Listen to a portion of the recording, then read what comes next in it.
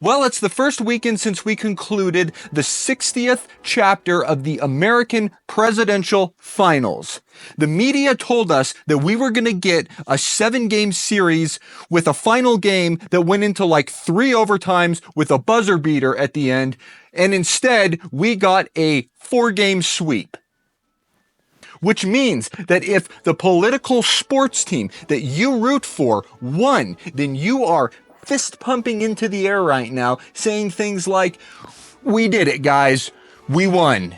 Even though you're not actually on the political sports team roster, and the rich millionaire political athletes do not know who you are or give a single goddamn about your existence. And if your political team lost, then all you want to do right now is either kill yourself or take your beer-stained shirt off and get into a bleacher fight with the 75 million people wearing the opposite colored jersey as you. Elections bring out strong emotions in all of us.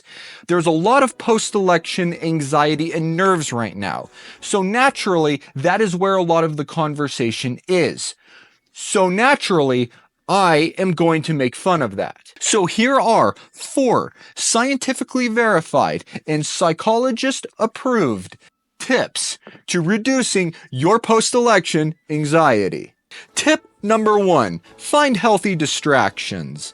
If you're a college student like the Harvard kids or the Penn State kids or the Princess kids, the Princeton kids, then you're feeling a little blue right now and you need a little pick-me-up to get you through the existential devastation and the mind assault that you are going through for not having your vote go the way you wanted it to. That's why the colleges are here for you with their broomsticks and their dustpans to help you sweep up the shattered pieces of your traumatized, war-torn mind by giving you as many days off as you need and bringing you milk, cookies, warm blankets, and who knows what else.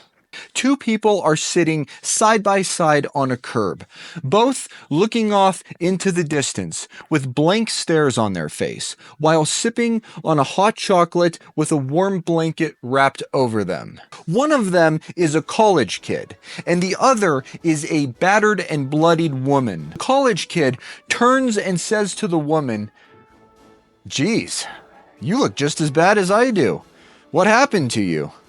The woman says, "My husband, he flew off into a rage and he tried to kill my children and me." The college kid scoffs at the woman and says, "Wow, really? You got off easy. The candidate that I voted for lost the election." So democracy has unfortunately ended. But let us not forget that in 2016, democracy also ended.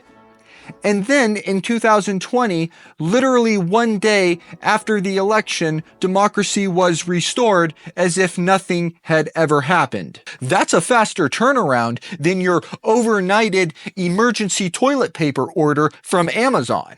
But if milk and cookies is not your cup of preferred distraction, then just remember that you do have options. You can always go on Twitter and give your phone number to Christina Applegate. When she calls you up and starts screaming at you, you can tell her that you actually just wanted to talk about Anchorman. And then make sure that you ask her to rate your best Ron Burgundy impression, which I think, given the current situation, she would be more than happy to do. Tip number 2, get some exercise and practice mindfulness.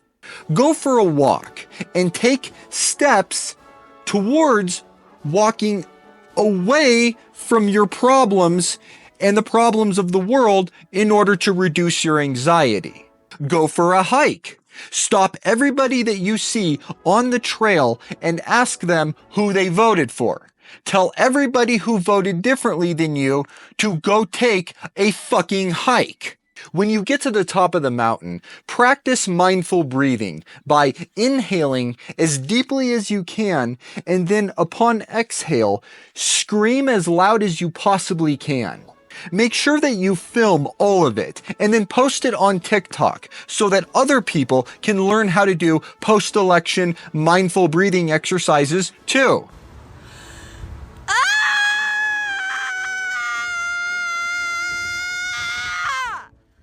Tip number 3, lean on community and family in moments of hard times.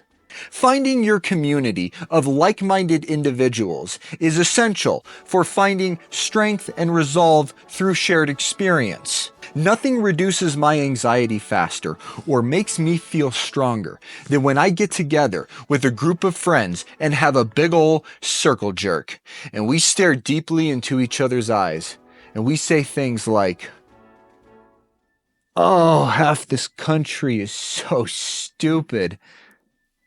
Oh, they have no idea what they voted for. Oh, but we know exactly what we voted for, don't we, boys?" This echo chamber dungeon of gratification and self-love is exactly what you need to get you through your family members who voted differently than you. Of which you have 2 options for dealing with evil flesh and blood who chose the dark side. Scream at them and call them Nazis for rooting for the wrong sports team, or even more effectively, tell them that you're going to show up to Thanksgiving this year with green bean casserole made from a can. Tip number 4, find the right balance. Remember that this election was a balance of good versus evil. Everything that you believe in is good, and everything else is an evil that is going to end democracy. If your political sports team did not win, it's war. And not just war, nuclear war. And not just nuclear war, nuclear winter zombie war. All of my political enemies might as well be zombies. They're evil like zombies. They are as smart as zombies. Their brains are rotting like zombies. And they vote like zombies. And the entire world is now an apocalyptic nightmare. Tomorrow, you will step outside your house and you will see a wasteland on fire. Just like the politician on TV who lost said so. Now that might sound like a bad thing for your anxiety, but hear me out, because it's actually not. This new wasteland is your opportunity to put on a sheriff hat, holster up a 6-shooter, and go kick some zombie ass in your own real-life apocalyptic adventure, just like Rick Grimes. You're Rick Grimes, bitch. Enjoy yourself.